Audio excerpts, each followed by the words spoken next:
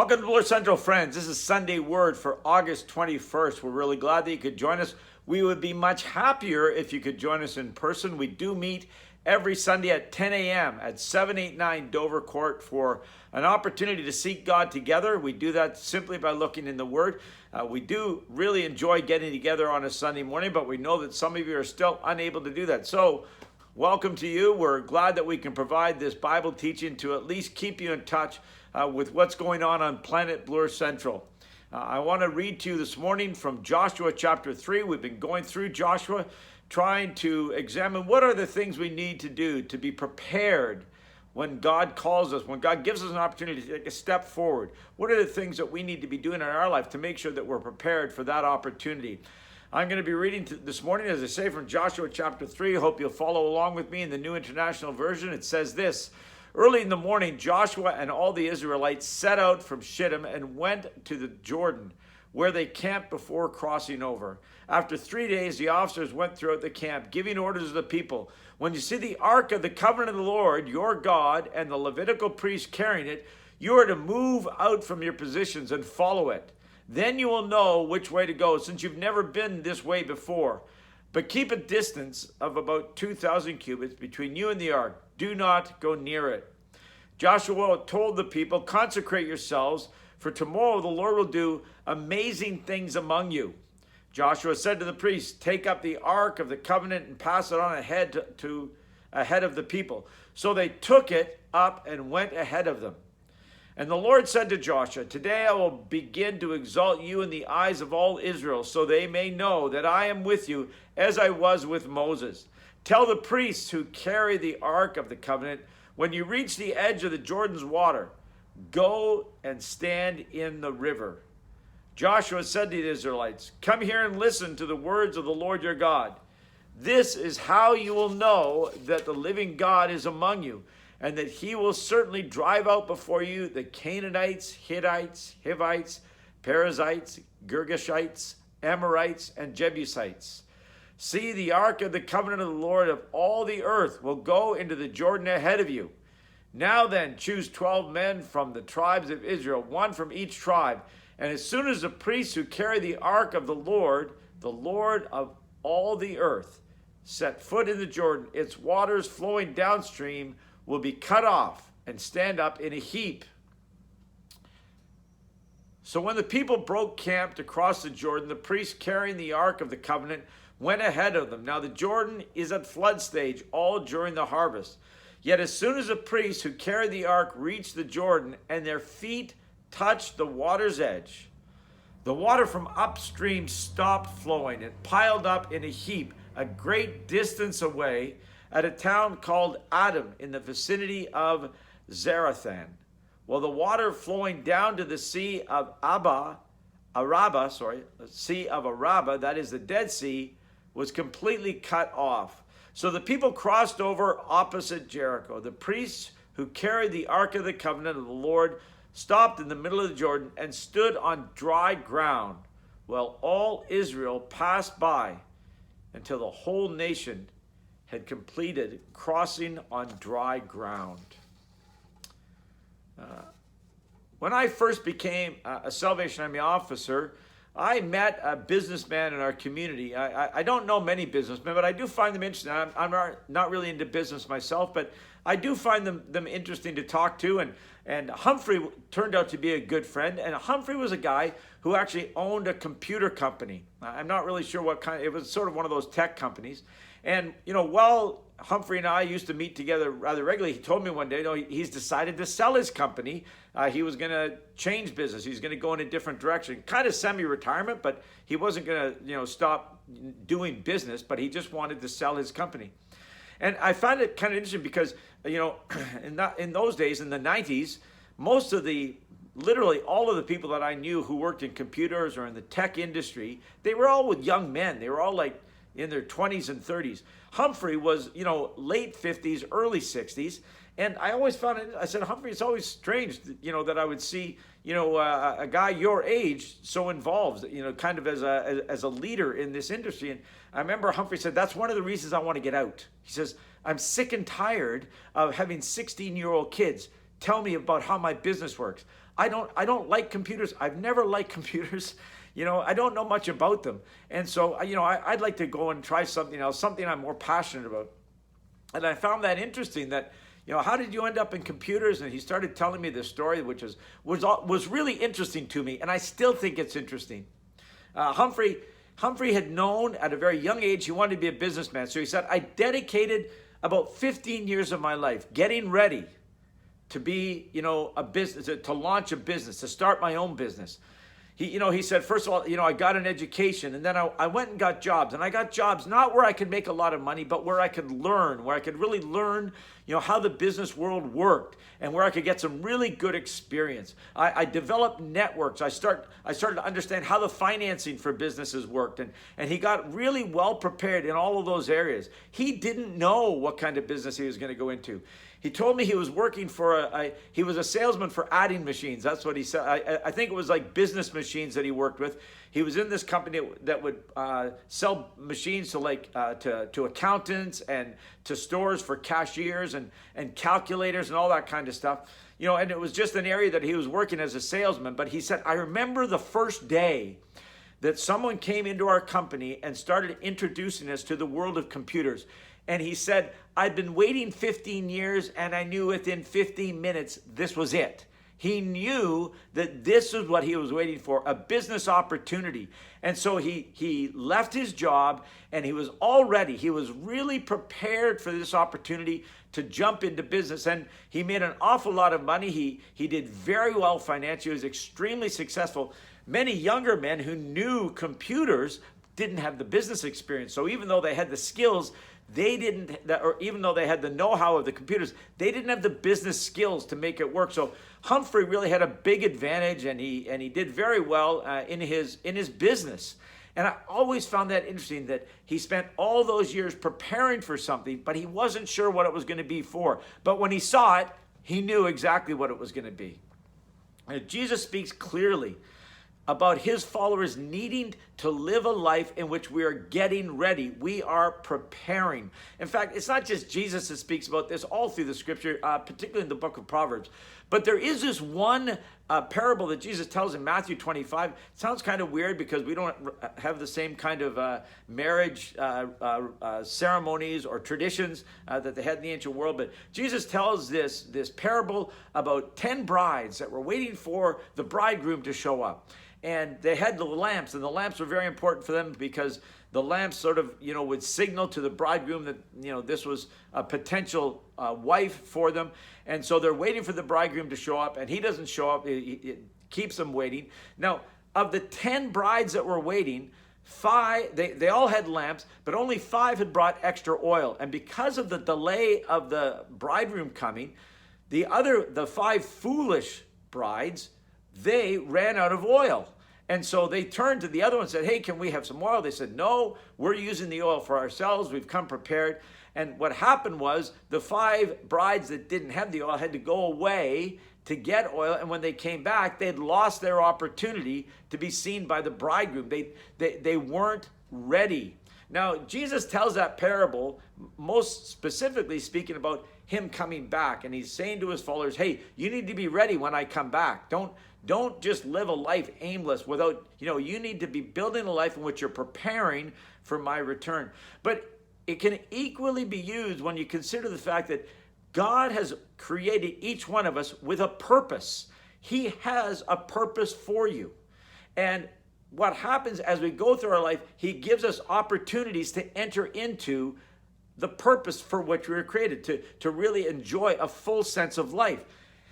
So we need to be living our lives, preparing ourselves for those opportunities.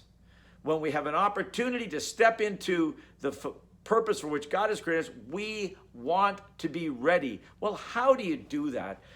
We've been looking at the nation of Israel, and we've been looking at how their journey towards the promised land really is a picture of our journey.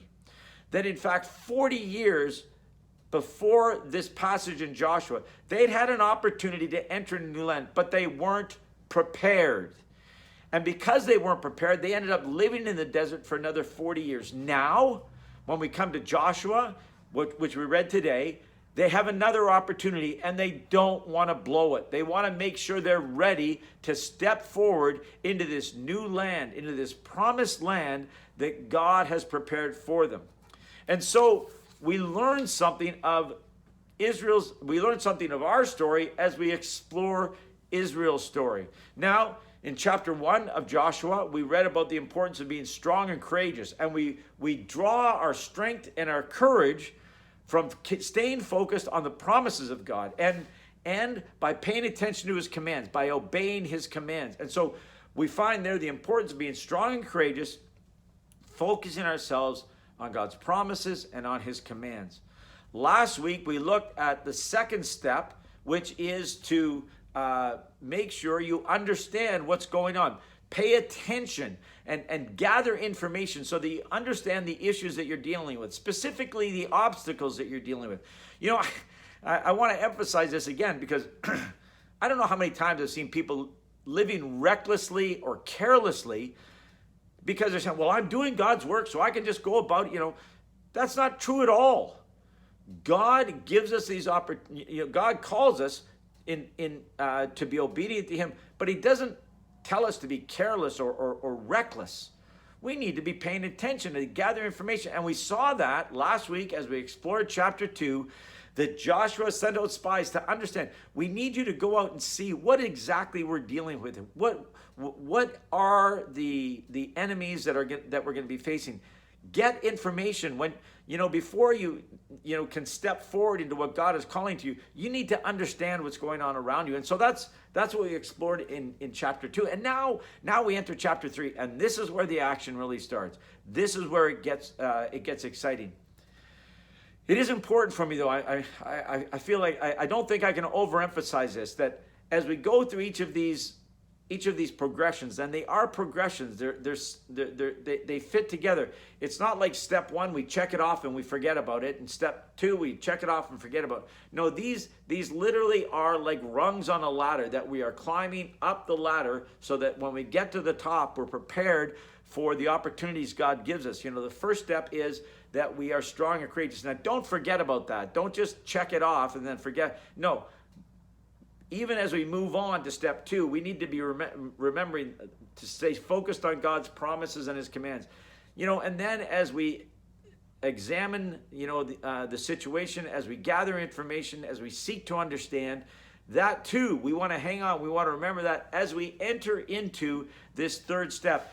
To take any one of these steps and to overemphasize them or underemphasize them is going to lead to a lack of balance. And it's really going to create a situation where we're not going to be successful. We won't be prepared. Each step, always important because they build on each other. This process is about being ready. As we go through this process, we believe when we get to the top of this ladder that we are ready for the opportunities that God presents us with. We believe at Bloor Central that through COVID, God has been giving us a wonderful opportunity to refocus, maybe redefine or retool our mission. I don't know the wording necessarily, but we've been given a tremendous opportunity through COVID to do something new, to enter into a new life as our church. And we want to be working through these principles of Joshua of Joshua, certainly these early chapters of Joshua. We want to work through these things so that we will be ready for any opportunity that God gives us. Again, we're going to be exploring that really in detail come October, but right now we're just trying to make sure that we're ready. As my friend Humphrey spent 15 years getting ready for the opportunity that he saw in business, we want to be spending time getting ready so that when the opportunity comes, that we can step forward with confidence. Israel, as they were preparing to cross over the Jordan River and enter into a land that God had promised them, a land of freedom, a land of prosperity, a land where they could worship God as God's people.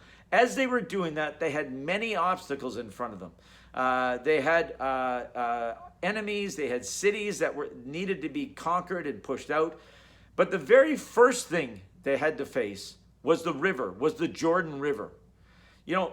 it's easy sometimes when you've got many obstacles in front of you to get overwhelmed and to not be able to see them individually, but to just see them as a great big enemy and something that's going to crush you. And it's so intimidating that you just run back to the desert. But we find here in chapter 3 that God actually, is very specific about what is the first thing you've got to deal with? You've got to deal with the river. The cities that you need to conquer, the armies that you're going to face, don't worry about those right now. Right now, you've got to deal with getting across the river. For some of you, you might be trying to understand how you can step forward in your relationship with God, and you're overwhelmed by all these different obstacles that you have to face. I want to encourage you this morning to make this lesson kind of digestible so that you can actually benefit from it. It requires us to identify what is the most immediate challenge that you face. What's the first thing? You might have 100 challenges out there. We're not asking you to focus on all those right now. What we find here in Joshua chapter 3, there is a very clear focus. Okay, we've got lots of stuff to deal with, but the first thing is the river. And so we're not going to talk about the other stuff right now. We're going to focus on getting across the river. God starts there. I'm battling a bit here because, as we go through these chapters, there are definitely some things that I'm skimming over. Again, to make it small enough so that we can, apply it to our lives. There are some things I'm skimming over. And there's one thing I just want to pause right now. And this is before they actually moved out to cross the river. We see in Joshua chapter 5, Joshua says this to the people. He says this, consecrate yourselves, for tomorrow the Lord will do amazing things among you. Now, before they even start to move out into the river, Joshua is calling them to consecrate themselves. Now, in the Old Testament, there were a lot of rituals, there were a lot of traditions that were associated with that. In the New Testament, we don't do those things, but to consecrate yourself, that's something that is important. And let me just explain really quickly. Consecrate, it essentially means to make a real conscious decision to dedicate everything about yourself to God's will. And when you consecrate yourself, you're sort of saying everything is about God. My plans, my ambitions, those things aren't important. And Joshua is saying, before we even try to enter into the promised land that God has given us, let's make sure that this is about Him. It's not about us. If we are trying to move forward, hoping that by doing this, there's going to be some sort of selfish benefit to us, maybe, hey, if I can get this, then my life is going to be easier, or I'll make more money, I'll get a better job, I'll get freed from my sickness, or all my problems will just disappear. Whenever we try to move forward with those selfish motives, it can really interfere in our ability to be sensitive to God, to benefit, or to really line ourselves up with God's purposes. So at the very beginning, Joshua says, now let's make sure this is about God. It's not about us, right? It's not, and I want to encourage you that as you're looking forward to step forward in your lives, as we look to something new, even in our life here at Bloor Central, we don't want this to be about us. This isn't about Bloor Central becoming a great big church or having, all these new programs or new people come. This is about us fulfilling God's purpose. It's not about us. And so we see that right at the very beginning, that before they even step out to cross the river, Joshua said, hey, before we take off, make sure to consecrate yourself, search your heart. Are you really dedicating yourself to God's will? Because if that's what we're doing, then we can step forward in confidence. I'm hoping that as you imagine this scene that is described for us in Joshua 3, you can try to, get your imaginations going, and to see yourself, you're camped right at the edge of the river. And on the other side of this river, you can see this land that God has told you belongs to you. He's giving it to you. But it is going to require you to having to go and get it. And as I said, the first obstacle you're going to have to face is this river. You have focused on God's promises, obeyed His commands. You've tried to understand the situation by sending out spies. But now comes another time. It's time to confront the obstacles that are facing you. It's time to actually jump into action, to do something. So you've got this river here. What type of plan do you think Joshua is going to come up with? You know, if you're sitting there looking at the river and you're chatting among your family and your friends, what do you think maybe Joshua is going to suggest building a barge? Maybe we could build a barge and float people back, ferry people back and forth until we eventually get everybody on the other side of the river. Maybe we could build a bridge. Now, either one of those solutions makes kind of sense, but it's a lot of work. It's going to take a long time. But Joshua comes up with a different plan. A plan that seems a lot easier, but it sounds kind of obscure or really maybe just kind of crazy. Joshua says, we're walking through. We're going to actually just walk right through this river. Now, reading back in the story of Israel, we read that quite often these people are very difficult to lead. Israel, they've spent a lot of time complaining and rebelling against the leader and criticizing. All these kinds of things have happened. And now this seems to be a situation where once the people hear about this plan, they're going to say, Josh, are you crazy? What do you mean we're going to walk through? As you walk through this river, which is at its highest point, we're just going to get swept away. It's not just us. We're carrying all of our belongings. We've got our livestock here. We've got our children. We're walking through. But they're instructed that when they see the Ark of the Covenant, when they see the priests carrying the Ark, to fall in line. The Ark of the Covenant, that was the container, that was the thing that held the law that had been given to Moses by God. It was the commands from God. And the Ark had come to symbolize the presence of God. So we are given this very strong image of God going ahead of us. And once he goes ahead of us, get in line. And this image is so dramatic for me to just imagine the priests picking up this ark and walking through the camp with this Ark of the Covenant, which represents the presence of God. And they're walking through, and the message is clear: get in line. We're moving. And I often think that this is such a powerful scene to see these priests approaching the edge of the river. And as they come to the edge of the river, there is absolutely no sign that anything is going to change. There's no reason for them to keep walking except for one reason, and that's because God had told them to. And so, as they come to the edge of the river with the entire nation lined up behind them, they take a step, which seems, it's a small step, and yet it seems so significant that they're taking a step of obedience, which is based in their confidence in God.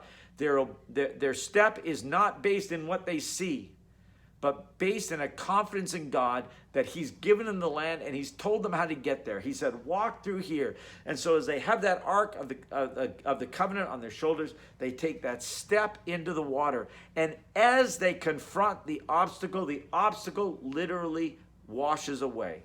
And the Lord makes it possible for the entire nation to walk through on dry ground. This is a powerful testimony of how when we are walking in obedience to God,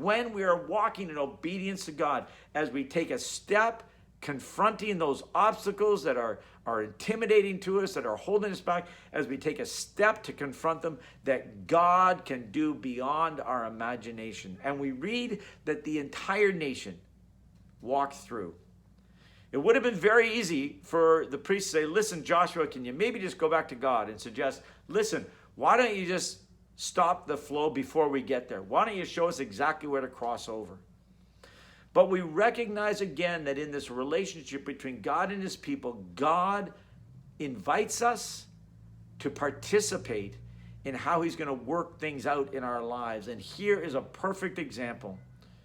You know, for those of us that are looking to step forward, to move forward in our relationship with God, we have to understand that there are times that those obstacles are facing us and we have to step forward in faith, believing that God is going to open up the way for us. Again, I hesitate. I would never encourage us to be doing something reckless here, to just be spontaneous and jumping and say, oh, God's going to protect me. No, remember all the things that Israel has gone through to get to this point. Focus on the promises and commands, taking time to understand. They've consecrated themselves. All these things, this has been a long process to get ready to take this very significant step. I've known people who have foolishly jumped in to, financially or in terms of commitments they've made or contracts they've signed, say, no, God's going to protect me, God's going to protect me. And they have not gone through it in a systematic way. They've just assumed that they can do what they want and God's going to protect them. That's not what's happening in this story with the priests. There has been a real process going on here. But they, when God calls them to go, they are ready.